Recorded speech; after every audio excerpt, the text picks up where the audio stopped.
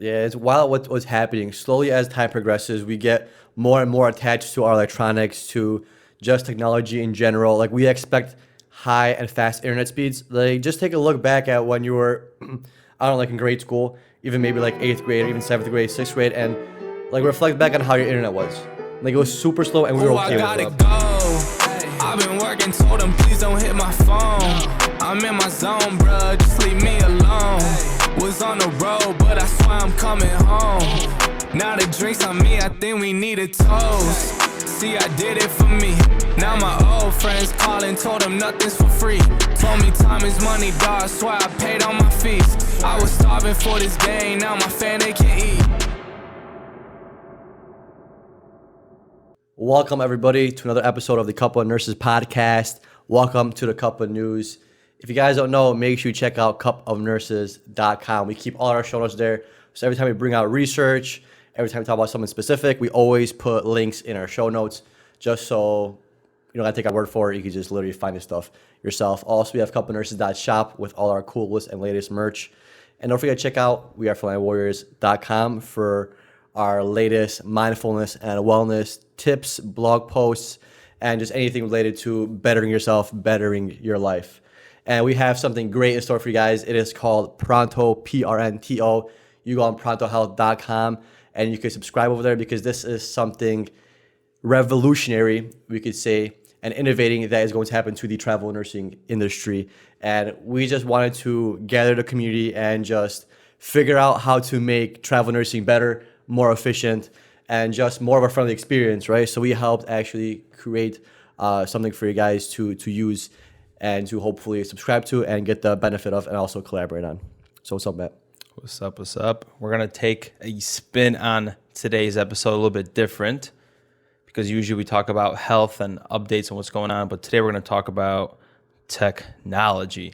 So in today's episode, we're going to talk about the Metaverse, Facebook's recent rebranding to Meta, meaning beyond and after in Greek. So what is in store for us? Where's the future of technology as we get closer and closer to merging with it? Yeah, it's wild what's happening. Slowly as time progresses, we get more and more attached to our electronics, to just technology in general. Like we expect high and fast internet speeds. Like just take a look back at when you were, I don't know, like in grade school, even maybe like eighth grade or even seventh grade, sixth grade, and like reflect back on how your internet was. Like it was super slow and we were okay with it.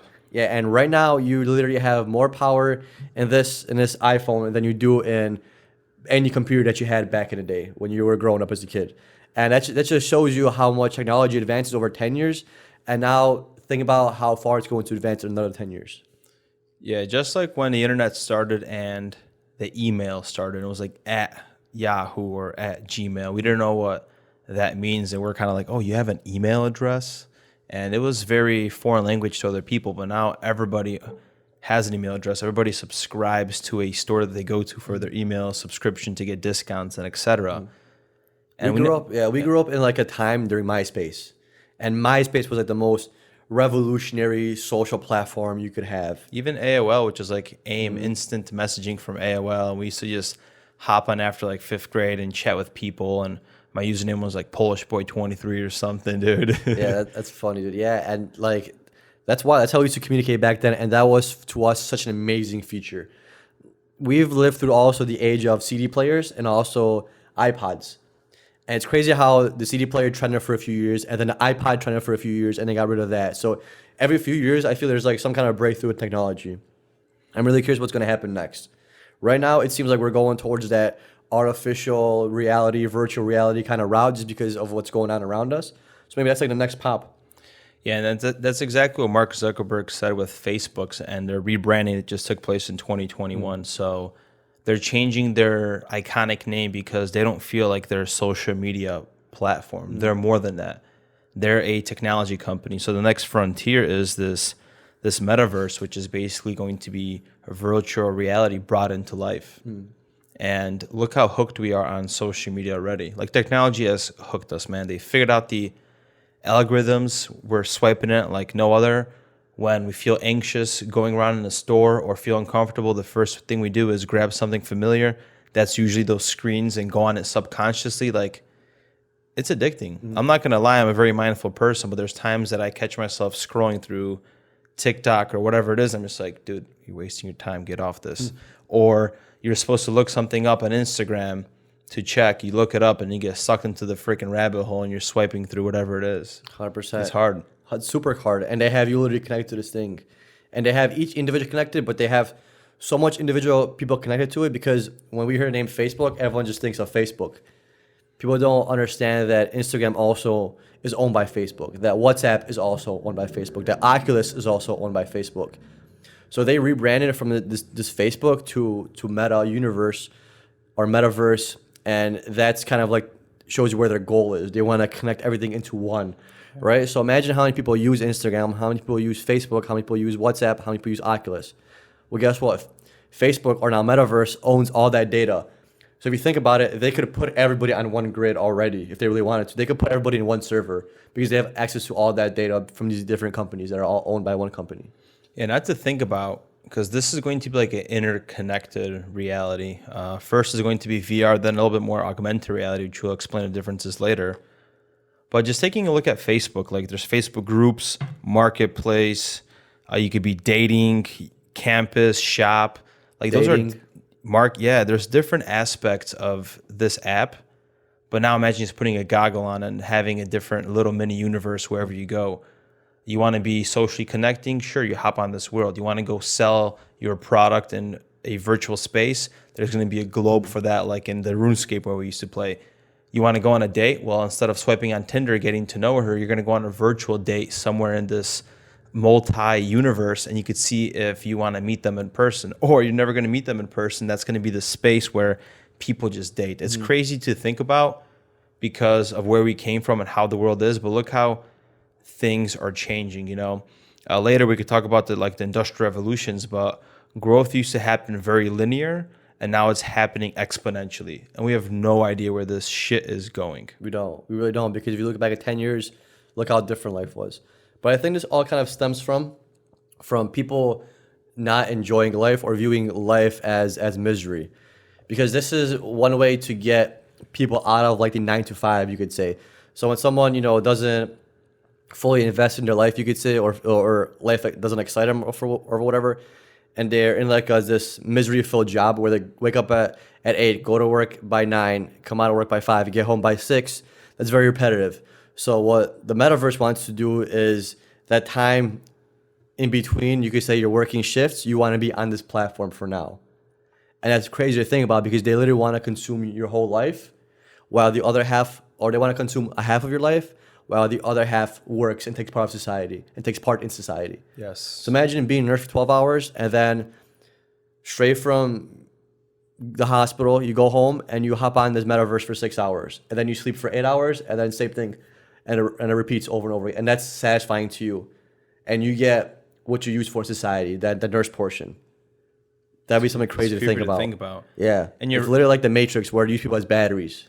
And you're right, because they don't have satisfaction in life. They lost their purpose and drive to do things. So we already escape reality right now with Netflix, games, I mean, you name it, gambling, drugs, pornography. We already have many escapes. So imagine how well social media uses to hook our dopamine senses, and it works. Now imagine an extra dopamine rush in virtual reality. With an extra It's sense. going to be so good, it's not going to be refusable. And they already got us hooked to this stuff. And that's a little bit like how predictive programming works, you know, where you put this in movies. So it's interesting because they're technically going to hijack our consciousness, and our consciousness is technically attention, and attention is currency. So you're going to have the human body, but the being is going to be completely disconnected from that human, and it's going to be plugged into something else. That's all it's really essentially going to be. Imagine how that influences time. Because what if in that 6-hour headset, you're in something that is maybe just years of time, you could say. If they slowed it down. Imagine, like, same with video games. Like, you know how you play video games and you progress levels and you get better and better?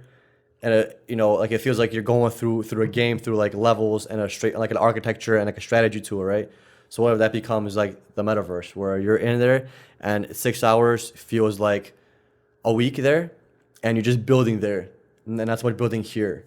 You're building it there because you have the opportunity to build more there. Because as a human, you're lacking that capability, right? Because it would be cool to build a Coliseum, like Minecraft. Like it's cool to build, right? Yes. But there's only so much you can build with your hands. So that's why building games are so attractive to us, because we want to build as humans. We want to create, we want to build stuff. And that's where it sucks you in, because it's less time, you could say, and you're able to create more with less. Yeah, so we're expanding, and whether that's good or bad from us, that's personal opinion. But it's the image of VR and technology and the merge of humans and technology. It's painted so vividly in Hollywood with these movies and transhumanism, which we'll get towards at the end of the episode, that they're selling you this. It's going to be impossible to not do this, including Mark Zuckerberg. I think they dropped $10 billion so far on this project. And they've been working on this project for over 7 years. So this technology has existed. It's just taking time to build out. You know, they're building out these virtual concerts, probably taking a trip online. They're building out these worlds, whatever it is, because it's called meta platforms. So they're going to create platforms, interconnected realities. Just mind blowing to me. It's like they're trying to make one platform for everything. So like imagine using Snapchat while in the metaverse. Like what? Imagine using a phone while you're in the metaverse. When you have a real phone, but you prefer to use an artificial phone that's all just like implanted into your brain from like all the senses it's going to work off of. Yeah, like imagine that. It sounds far-fetched, but if you just look at Facebook, we can't live without it, or social media, but this just started in 2004. So it's been less than 2 decades that this technology existed. Now the thesis that Mark Zuckerberg said that this is the next frontier of social connection. So whether you like it or not, this is so integrated in our life, that's going to be as well. The next step. Ultimately, it's going to come to us as humans if we think that this is bad based on the rep that Facebook got, for example, the advertisement that they use us and the data that they collect. If we said, hey, this is bad, we could technically reject it as a collective. But as a collective consciousness, if this is implanted in society like as a good thing, and it is usually portrayed in movies, then we're going to like subconsciously just lean towards that world, because that energy is already implanted if you think about it that way. Yeah, true. See, I have like a different idea. I have like my thought for this is, I mean, either way it's going to happen. Either way, I believe it's our responsibility to either use it the right way or the wrong way. And it just so happens to be usually used and always used in the wrong way. So it's almost like we're pushing further towards almost our own demise, right? Possibly. But then again, you never know what's going to happen. Like you don't know. Like technology always going to progress, and it's hard to conceptualize and understand what's too far, because we don't know. Because technology is exponentially growing, not linear, so there's no ethics involved in what's right or wrong. Just like episode we watched yesterday about the Nelk Boys, that Steve O'Dewitt is looked bad on the internet as a YouTuber because he's been advertising as an influencer to sign up for the gambling site. So you have an online gambling service this kid is addicted to gambling, yet he's promoting gambling so he could have extra money to gamble away money. So he's getting kids hooked on it. Is that the right thing to do, where you know it's the wrong thing because it's forming an addiction that you have, yet you're allowing other people to get it? So that's why it's hard where ethics come in. What's the right way to do it? Because technically, in this situation, what you want the government to police everything you're doing on the internet to protect you from getting addicted to gambling. It's that double-edged sword that we always talk about, that there needs to be ethics. Right. And it's even harder when there's things that have never been created. It's hard to think about ethics of virtual reality when it's not something that you could do every day, because you don't know where that line is. So it's like, how are you going to establish an ethical line or ethical barrier if you don't have that technology widely accessible yet? And when it becomes widely accessible, well, guess what? It's been used in all sorts of ways. So it's already kind of hard to create ethics for it, because everyone's been using it in any way possible.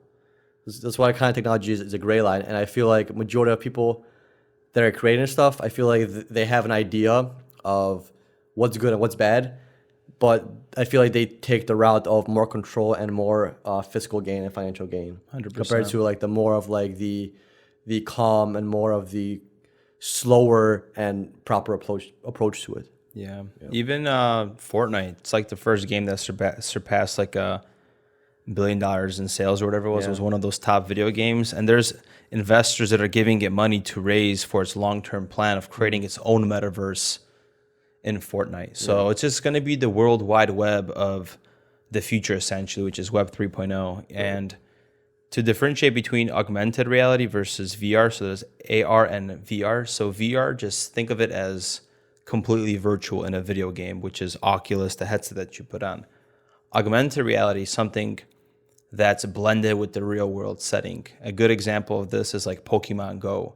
You're able to collect Pokemon in your real world through the app, but it wasn't completely augmented reality because you were just looking through a phone. Imagine having glasses eventually or contact lenses.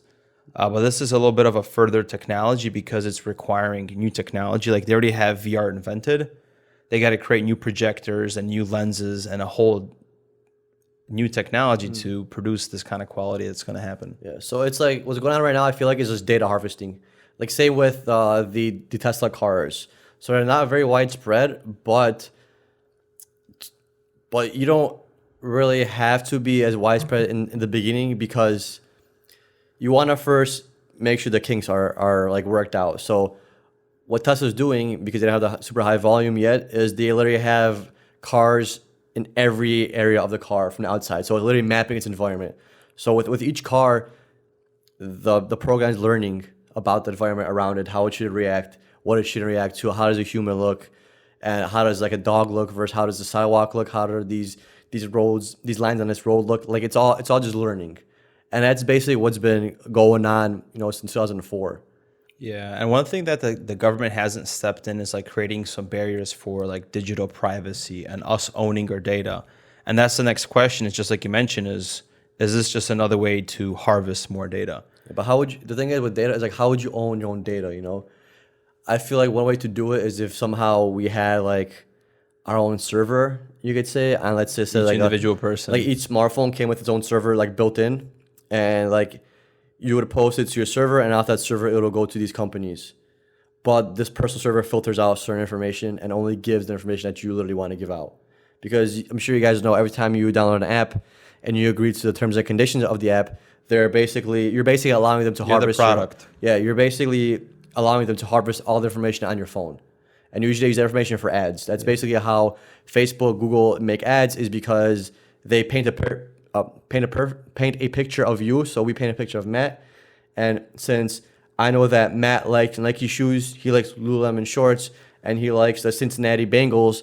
So guess what? Facebook tells people, hey, Cincinnati Bengals, Matt's a fan. He's going to buy something for you, so we're going to give him an ad. Yep. And they're going to go Nike. Matt likes Nike shoes. He always looked at them. Let's give him a Nike ad, because they already know Matt's going to be more predisposed to buy these products because it has information about him. Yes, and even crazy. And even like Mark Zuckerberg's earning call says that the ads are going to be an important part of the strategy across all platforms, as they're going to incorporate it into the metaverse in a meaningful way. So ads aren't going away anytime soon. We just watched The Social Dilemma, and this movie just came out a couple of years ago, and people are just finding out how deep this goes as far as data being extracted, as far as having literally an AI next to your screen, predicting your move, seeing where your eyeballs are going, and creating content for you. This newsfeed is an algorithm that keeps you hooked in longer, because more time and attention is just currency, which is more money for the stakeholders and investors and all that. And guess what? This is just on your phone.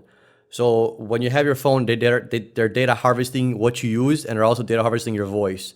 That's why sometimes when you say shit and you're just like, whoa, how did I just get this ad?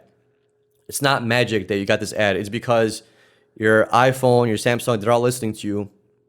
And when you mention certain keywords like Nike shoes, and then you get a Nike shoes ad, it's not coincidental because, Nike has a broad audience, so there's most likely a good chance of me getting the ad. No, it's not how it works. It's because the phone literally heard you say it. So the next platform you open up, they're going to tell Instagram, hey, Matt just said Nike.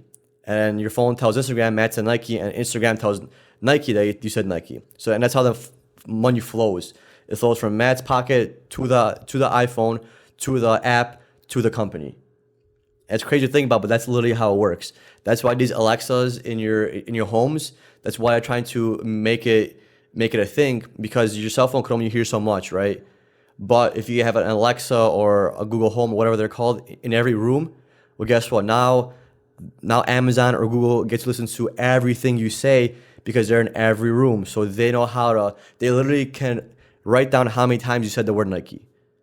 And they could tell you, hey, this data is going to be sold. Matt said Nike 15 times, but Peter said Nike 5 times. So now I know they both said Nike, but you're better chance of a sale with Matt because he said it 15 times compared to Peter said it 5. And that's how niche down this data gets, and that's what they could take from you. And it's literally how every app and every technology works, is just data harvesting everything. And it's crazy, and that's how you get better targeted ads. That's how you're able to better sell products, and that's how these companies function. You might not necessarily pay Google all the time, but you're literally paying with what you say, with what you do, with your time, and with everything that you do in like your life, because it hears you. That's why Facebook and all these platforms are billion-dollar companies. Yeah, and they don't charge you a subscription. It's not Netflix. Facebook doesn't charge you $5 a month to use a platform. No, it doesn't charge you anything. It's free. But what's taking it from you is all the data that you have to offer. Yes. And this is the fourth industrial revolution that's happening, ladies and gents. So to kind of break it down, that we're on like the brink of this next technological revolution that's happening. We're technically on the third and merging with fourth. So the first industrial revolution was water and steam. And this gave power to create production. The newspaper, they finally had factories that were producing like cotton that was creating clothing. They were able to mass produce newspapers. So that was irrigation systems, right? Yes, that was the first revolution, or the windmills or the water mills to create electricity, right?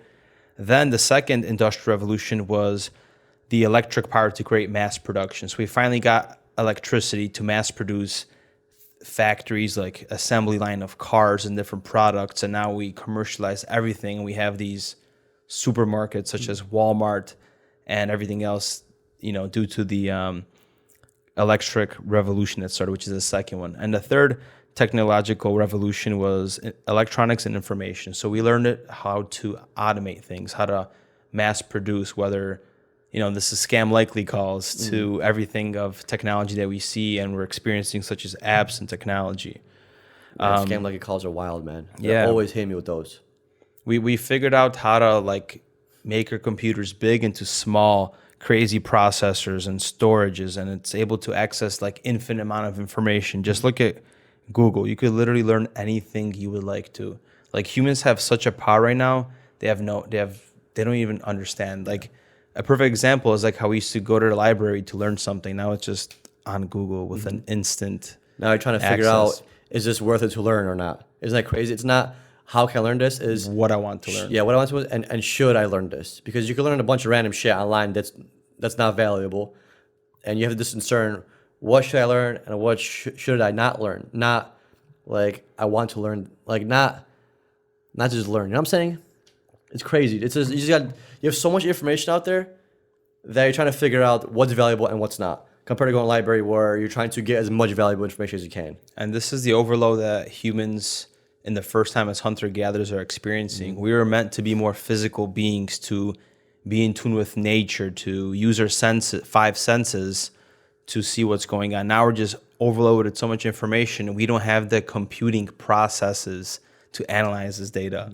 Like, you used to have like 5 or 6 friends you hit up and you know about their life. Now you have 1,000 people on social media you maybe slide through that you're aware of. That's a lot of computing power in this damn little brain.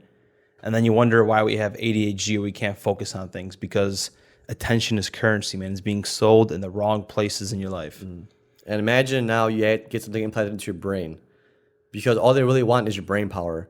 We could make robots and machines make certain goods that we need every day. But what we can't replicate right now is your brain, is your thoughts, is your wants, is your needs. So that's basically all they're trying to harness, is that. Not really your physical work, because you don't have to do as much of it anymore compared to where you used to. It's all machine driven, and every kind of major work is now done through computers or more technology based things, right? When you go, like, how many people work from home now? More than there has ever existed before, and that just shows you how technology is progressing and where the value is. Yeah. Those day-to-day people, like, we still need electricians. We still need people to do trades, but the majority of workforce isn't in those things. It's more of like in the tech stuff that's more electronic based. That's crazy to think about because that's where the value is and where it's going to probably be for a long time now. Exactly. Look at NFTs and crypto and all that. But the fourth industrial revolution is just the merge of technologies together. So we're blurring the lines between the physical, digital, and the biological sphere. So technologies that are emerging from this is artificial intelligence, robotics, autonomous vehicles, 3D printing, nanotechnology, biotechnology, energy storage, and quantum computing. So this is the next era that we're entering, and we don't know how long it's going to be because we might progress to the fifth so rapidly with all this exponential growth. Oh, we don't even know what the fifth is, right? So what is the fifth? If number 4 is already here, and we couldn't grasp this concept when we're around 3, imagine what 5 is going to be. I think 5, the fifth revolution, is going to be the complete extraction of your consciousness from the human being that you have and it being put into a digital space where you could live on forever. I mean, that's possible because my prediction was the fifth was going to be something where you could change time. Because right now with this electronic boom is like you're changing your environment, right? When you enter virtual reality, when you have augmented reality, you're using what you have there to portray someone that's not there. So if you're able to change the aspect of the way you view things and the way you view life, then I think the next thing to tackle is going to be time. That'd be Because crazy. like you said, what if we have number 5 is going to be where you could be powered by some kind of machine, or you're in some kind of machine, or in some kind of place that you could be there forever. Yeah, you could be anywhere and You could be anywhere, You could anytime. just go through the channels like on YouTube. You could be in a different universe at a different aspect, and Yeah, who knows? You know, and that's why it's like crazy about these technology booms is because each one surpasses the prior one in a greater capacity, but we also don't know what to expect on the next one or predict what's going to happen next. yeah. Mystery of life, I think. It is. And this goes into transhumanism. So it's essentially a movement. And these are real associations that exist. And it's basically the creation of cyborgs, which is machine and human. So I found a good idea. Yeah, I found an article from the Journal of International Physical Medicine and Rehab. This is an article that's not peer-reviewed, but it's a doctor that wrote it in Peru based on his experience that he's been seeing. So it's a little bit of a crazy story. It sounds a little bit effed up, so grain of salt, of course. If any kids listening to it, now would be a good time to give us over to your parents. Yeah, it's funny. And if you want to read the whole article and see how this Peru guy exposes transhumanism in his country, you could check out the show notes on couplenurses.com. So this titled was Transhumanism, the Big Fraud Towards Digital Slavery. So transhumanism is promoted as the philosophy that we need to advance as a human. So we need to transform now from our biological limitations and transform to a different human condition. Mm-hmm. So it's almost like a Darwin evolutionary thing that they believe in. So they are for adding implants and inserting DNA in human beings will improve their condition. So it's just a merge with technology, and they're calling this a way of getting rid of the excess baggage and replacing with better containers. So it's almost like this designer theme where you have this human body, but we can make it better. And, we're already kind of seeing it in small aspects. We're wearing our Fitbits and our Whoop bands, but imagine eventually this Whoop band is going to be like a digital screen on your forearm and you could see your heart rate and everything else. So what if we're merging closer and closer because we have nanobots and nanotechnology and all this bioengineering where it could just give us real-time data or what are your electrolytes and just like create superhumans as far as like athletes and all that. Or what if you don't even need this body in general? What if they figured out how to take this brain and condense it into like a small little piece or a small little chip or whatever? Because our brain is what they're after, if you think about it. So if you look at an animal, imagine if that animal had a human brain and human ideas. Imagine if a tiger had that. If a tiger had a human brain, human ideas, they would probably be in a whole different situation compared to humans if we had a tiger brain. The tigers would advance at the same rate as like humans did, for example. So imagine if you could get rid of our limits of the human body. So imagine if you had these same thoughts, same ideas, And you could be in, like, for example, a robot that doesn't have any skin, that doesn't have any kind of flesh, doesn't have any organs. It's just a robot, but it has the same thoughts, same ideas as you because it is you.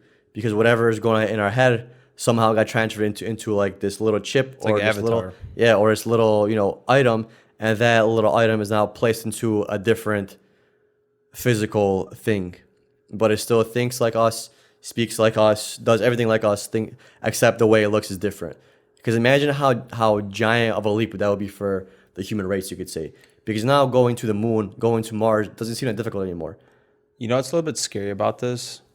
What's scary about it? So Everything's scary about it, bro. it Everything is is. scary, So man. and it's wild that It's on Halloween. there's people that exist that are for this kind of movement, transhumanists.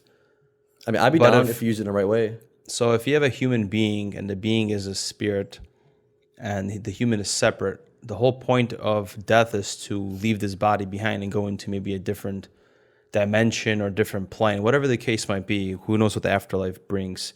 But if you merge, and they believe that we should leave behind our biological evolution and enter the evolution based on technology, which is going to be a post-human species.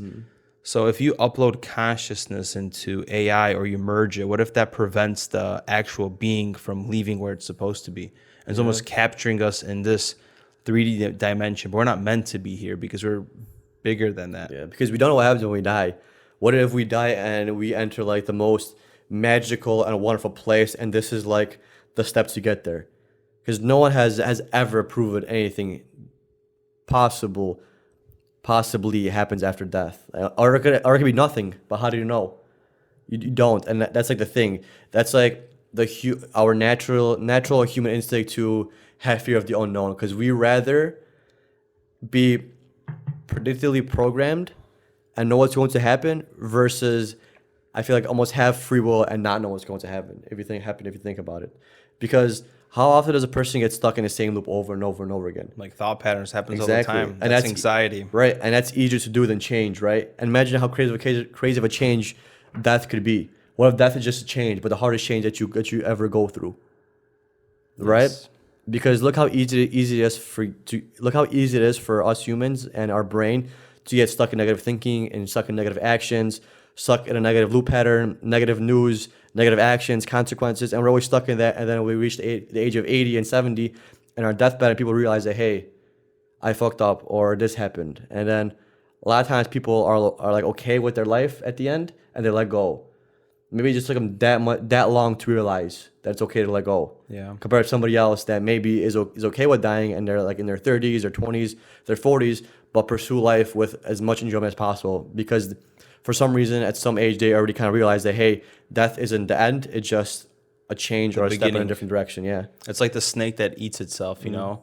It's beginning and ending. And I mean, nature doesn't lie. There's two things that are guaranteed: change and death, and that's part of the human process that humans take place in nature. So why change that? Due to our own selfishness, you know? And where does it go, dude? That's like the crazy thing is like, it's like, where does it go? It has to go somewhere, right? Yeah. Like, this can't just be it. And this doctor outlines two subjects that are kind of being hidden in this agenda of transhumanists. Is that what if this technology gets implanted and it's a weapon that's used against citizens? Look what's already happening, the way our governments are treating us as citizens, like in Australia and different countries. What makes you think it won't be any different? Or look at Westworld, that movie on HBO that literally had a theme park or virtual assistants of artificial intelligence. And that theme park reset every single day with this AI theme park. And whenever you want to reprogram the robot, you could say stop and the thing freezes. What if our government can do that to us? Like, we're going to lose the ability of free will because it's going to be implanted. What makes you think they're not going to abuse that power, which we already seen the abuse in everything, including Facebook. Facebook has abused its algorithms for sale. It has caused anxiety and depression, if you could create that correlation, but it has, right? Suicide, everything's on the rise, but yet we're still trusting this company to take us to this metaverse. It's just like Pfizer, dude. It had the largest U.S. healthcare fraud, but yet we're supposed to still trust it with another thing. Johnson Johnson metallic powder, it literally gave babies cancer, but yeah, we're gonna trust it with other stuff. And that's just perspective, you know. So what if we lose our identity as a human and we lose permanent privacy because of a cerebral internet. And, even if you look at people that are for this event, and this research article that this guy wrote went deep, but, they talk about this interconnectedness that we all want. So I should probably even already talk about it. Yeah. What's crazy? That came to my head. What's up? I don't want to go way down the rabbit hole, but I got to bring it up because why not? We're drinking water. We don't do these episodes often, This man. water's hitting me extra hard today, I wish we had some claws. Some claws? Oh, I thought it's a cloth. But this water's hitting me hard, though. It's going straight to the brain. My gut bacteria love it. Yeah. So I was thinking, what if this is just a ploy for population control?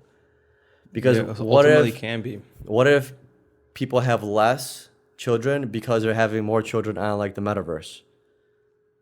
You know what I'm saying? It's like Sims. That need for that kid, you're not going to have that physically anymore because you're going to have it more driven in the game. You know what I'm saying? Yes. And then slowly it's going to be less and less people, but more and more people on this game, which is okay because it's just servers. So we could keep building servers. And then what if the world runs out of servers and then we go to a different planet? We harness the planets and our energy because we need more servers. Yeah. Not more room for humans, there's more room for servers. And robots get bigger and bigger and bigger, and then it's a robot and human war. Okay, so since we're talking about rabbit hole stuff, I'm going to share you my craziest rabbit hole idea that I plunged in when I was looking about transhumanism. Shoot me straight, bro. I'm going to shoot you straight, bro, and all these listeners out here. So supposedly that we're drawn as humans, our DNA is interconnected to Earth. The sun, all this stuff. And if you merge humans with technology, and this is funny because transhumanists, the symbol is a cyborg, which represents that the objective is to become as little carbon as possible. Mm-hmm. So ultimately, they're in Latin America, they're doing this by introducing silicone steel microchips within us, right? So transhumanists are trying to create us as humanly as possible because supposedly if we want to colonize another planet, we can survive on Mars because as humans, we're so... we're meant to be on Earth and we wouldn't survive there. But if you alter our DNA and change us as a species, we can survive multi-planetary. 100%. But that's just, guys, grain of salt here, man. This was a rabbit hole yesterday. After I read that shit, I closed my computer. I'm like, I think I'm done with scripting for this episode. Hey, but that's not a bad example. It isn't. What if it's easier? And then we don't need air to survive. What if it's easier to change human genetics than it is to change the atmosphere of a planet? Imagine that. I mean, who knows how? Imagine that, dude. How can you change atmosphere of a whole planet, right? So why not just change the people that are living on it? Right, because it's almost like we're mice to these people. You know how everything is bred with almost like with some kind of a small defect. What if these people find out which humans need the least carbon or need the least oxygen, and then they have those people breed, and it can create even more mutations, which makes those kids even less reliant on oxygen, and so forth. And over years and years and years and years, you get this perfect specimen of a human that doesn't require or requires a minimal oxygen, and you throw that motherfucker on a different planet. Because he is going to be the number one person to go there, because guess what? He only needs, imagine eating only 20% of the air that you're taking on a daily basis. Look how much smaller oxygen tanks you would need. Look how easy it would be to create a society create a society geared towards you on a different planet where it's oxygen deprived, or maybe only has 20% oxygen. But guess what? Matt only needs 20% oxygen because we've been breeding the fucking Slaughter family for years and years and years. This is the 100th generation of the Slaughter, and guess what? This Matt, the 645th in his family, only 20% oxygen. Send that motherfucker to Mars, dude. Yeah, even Damn, this water's hitting real hard. yeah, keep drinking, bro. And that's crazy to think about because look at even what's happening with gender. We're completely removing it. In the next couple of decades, we're going to become an asexual species. And that's perfect because if you're less asexual, you're more inclined to hop on the cyborg train and merge because you don't have that human aspect like holding you down anymore. And look how it is for research. If we just have this if we don't have to worry about sex, that already gets rid of a variable, right? And a giant variable. And now we're already hooked on technology, right? So and because with the different sex, it's to show you with these kind of hormones, and now you don't have to worry about those hormones. Now you don't have to worry about emotional woman. Yeah. Now you don't have to worry about the masculine male. It's just one. Yeah, and even this, cell phone right now, it's a freaking liability holding it. So now it's going to eventually be on my head, which is easier. If you're already accepting it, and you're always walking around with a headset, why not just implant it so that solves some comfort Friction. and all that? Why not? If we're already going to be that plugged in, we're going to be less susceptible to not refuse it, basically. Yeah. Well, for you guys that don't know, Coming to the Podcast is going to be the first podcast available on the Metaverse. I'm totally down to do it. I mean, I see the future No, like being sarcastic because we're so anti this, but yeah, we're gonna be the first ones. yeah, on the exactly. platform, dude. We're gonna go explore really quick though, and then maybe withdraw. We'll let you know, yeah. It's like exploring America. Oh, it was good. Grab some gold there, pull back. But I mean, I'm totally down to do a virtual seminar in the future and do a meet and greet. I'm down. And then pull back from that because it's not. That's where we want to go. We're going to explore one transhumanist on this podcast, and his name is Ray Kurzweil. This is the German. You could look him up if you wanted to find out, but he's more American here, based on the medals he's getting from Bill Clinton and Hillary Clinton and Barack Obama. But he's a pioneer of this. So he has had a medal in 1999. He used on Forbes magazine called him the supreme thinking machine, and he's been called the successor of Thomas Edison. Interesting. So he's revolutionizing things. Bill Clinton gave him a medal, National Medal of Technology. So I wonder if that was also on Epstein's plane. yeah, I wonder if we got get the medal to him on a plane. I wonder going that deep down in the rabbit hole. So it seems a little bit crazy what I'm going to talk to you guys here about, but basically this physician, and this is the research article that I brought up, is he's exposing in Latin America one of like the transhumanist agenda that's happening, and it was between the government and a Peruvian health insurance company. So this guy has been collecting evidence since of what's happening. So in 2009, the Barack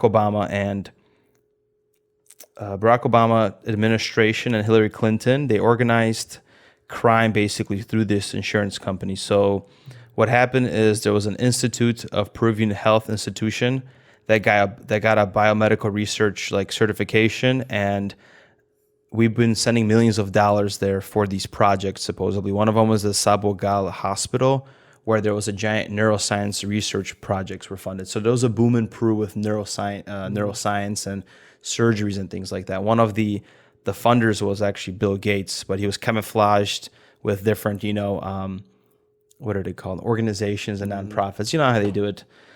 So what happened is they're kind of testing mental control and cerebral internet in one of the hospitals, and they actually had a military base that was right by that city that was training people. And if you look at the U.S. Army, that says that we're gonna have super soldiers and cyborgs in the future. I know the U.S. Army is advanced, but how do you test technology? You either do it on your own people, like they used to do it in the CIA, and they're testing mind control and MK Ultra, and they're giving us citizens freaking acid to see if we could control them. Or why not do it in a different country where it's less probable to get caught because of freaking lower economic families? So supposedly they were actually testing a Wi-Fi system that was implanted. What did he call it? The brain net. And supposedly was violating privacy laws of these university students, because this is where they're testing it, where all these students were able to kind of have telepathic communication. Damn. And they were able to lie because they all understood what they were thinking. So it's like this hive mindset that's all plugged in. Damn. He didn't go into details of how they were doing this or whether he talked to whether he talked to these students, but he was exposing different news networks. They're talking about this, and he was basically linking, the government was linking it to like insurance companies that there's like these kind of things happening. Yeah, I could totally see that happening. If you see kind of like you look at the military industry and how they do warfare now, you could say it's just like missiles, right? They're just being shot at certain locations and certain targets, and these rockets have to communicate with these satellites, and they have to speak to one another. And I'm sure that there possibly is something going on, something similar that you just mentioned, because it's one of those things where there is like worldwide and national laws that forbid you to do certain kind of experiments. But the fact that somebody brought the idea to the table, it probably already means someone's working on it. So it's one of those things where, yes, these laws exist where we can't do this on people because of these ethical issues. But if someone brought that idea to the table, somebody is already probably working on it. So you should probably be working on it too, right? So let's just say like these brain chips. You guys think other countries aren't working on brain chips besides us, or besides like somebody in the Middle East, besides like somebody like China, besides somebody like Britain and France? They're all working on this technology because even though they don't talk about it, it's something that they're doing in the background, because something that you could say has to be done. Should it be done? It shouldn't be done, but it kind of has to be done at the same time because someone's gonna be working on it. So it's just like, is it better for one country to have technology, or is it better for technology to be distributed worldwide? Right. And all it takes is just the promotion of these agendas to different people, which is going to spark things. You know, if you have somebody that believes in transhumanism and they're in the big universities and they hold big official powers and they're in Yale, they're going to teach these kids these agendas that they're going to promote these kind of technologies to advancing, and it's going to create want and singularity. You know, it's just like the breakdown of our culture based on what was being taught in schools, like social Marxism. Yeah. You know, even if you take a look at, dude, this would be awesome. There's awesome. I want to make a podcast episode if we can about the freaking prison system, how that's freaking a big money machine. Expose that. I think we talked about that before, like a while back. We should probably revisit it. And there's also things. There's another thing I forgot, but what I want NFTs, Bitcoin, cryptocurrencies, everything. But you guys have to tell us you guys want these episodes, because we're going to stick to more nursing stuff and talk about ventilators and ABGs, ladies and gents. That fun stuff.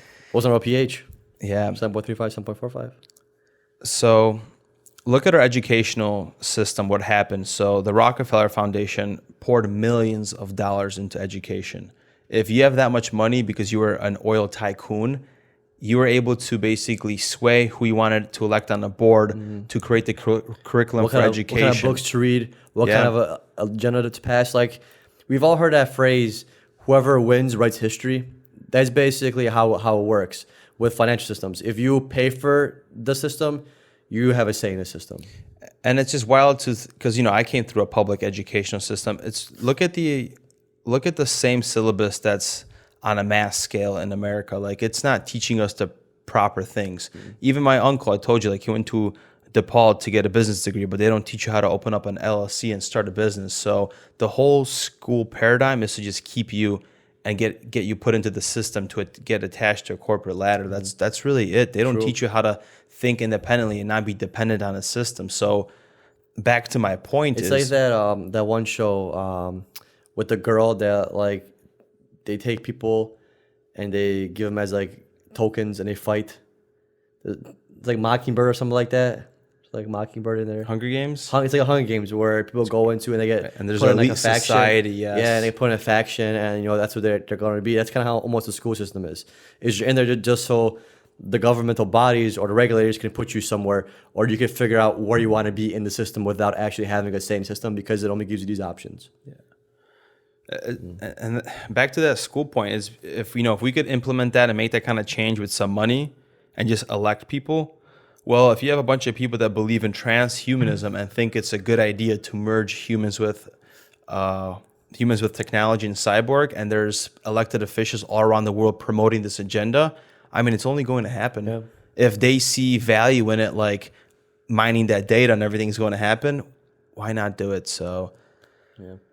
That's it, folks. Yeah, that's a good one. I got that off my chest. So now we're gonna be good for the next couple episodes. So I wanted to say we're gonna throw in a little episode like this every so often, just to get it off our chests. Yeah, I love doing research and just trying to figure out where the world is going, and just letting people be conscious about where the influence is, or where maybe these big corporations want you to go and think, or even show that it's okay to have these crazy outlandish ideas, because sometimes we just don't know what the truth is. So it's better to explore all the avenues and try to figure it out yourself than just be spoon-fed the global narrative, you could say. Yeah, definitely. And if maybe you're going to be looking at the news in the next month or two, or half a year, now you're going to look back at this episode and start connecting the dots, like, damn, I see that transhumanism agenda going on, or god damn, we're getting closer and closer to AI. It's scary, but ultimately we have the power as a civilization to choose, because you see where the agenda is. They want to create the next evolution of the merge of humans and technology. Do you want it to go there? going to be your choice. All right, 100%. Thank you, everybody, for tuning in. We will see you on the next episode. Peace.